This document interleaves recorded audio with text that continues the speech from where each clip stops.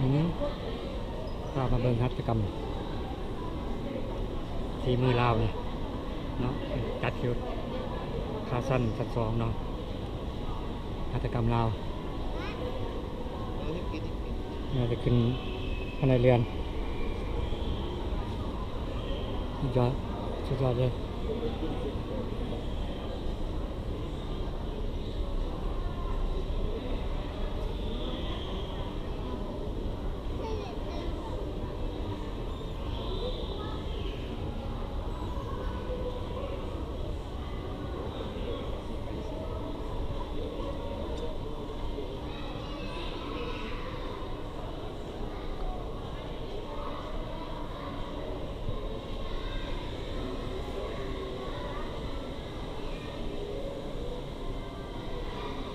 อืมโอ้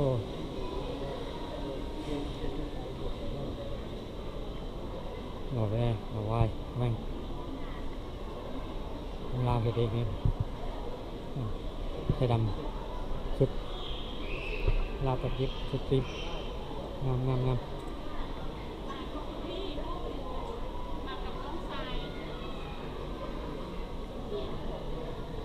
ตรงเสื้อเนี่ยงามหลายเอ่อ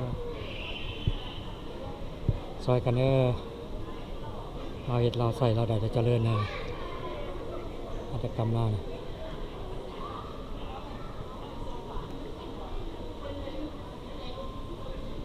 สินนะงามงามงามงาม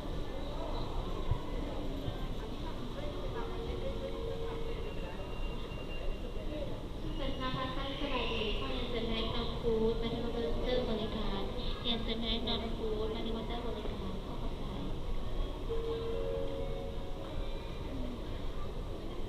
งามมา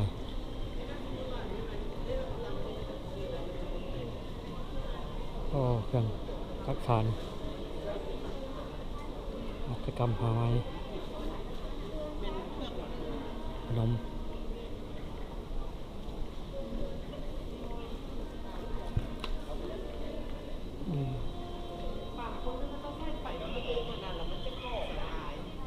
ที่มันงามเลยมันน่าเชื่อว่างามปานนี้เนาะ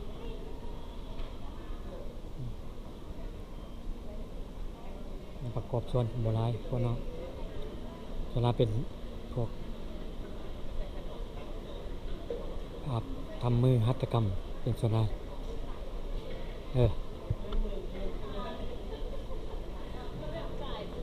มาวัดตอนนี้แล้วก็บอกขอบใจเด้อที่เบิ่ง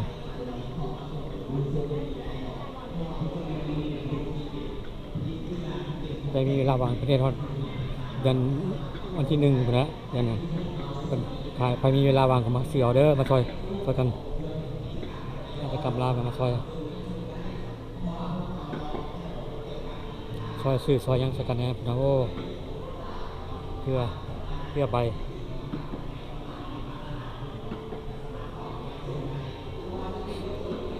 หุบขาดงามเลยโอเค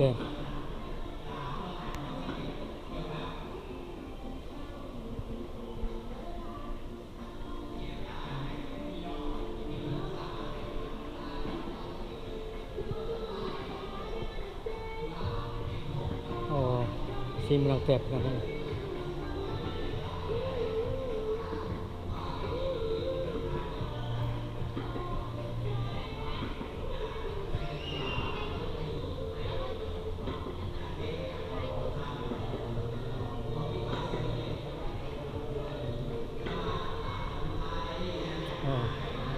คันเงินคันคำ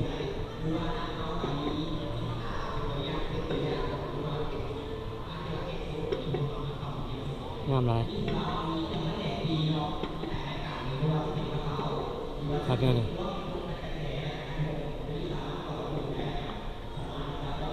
คันลมคนมาหลายอยู่แล้วเนาะ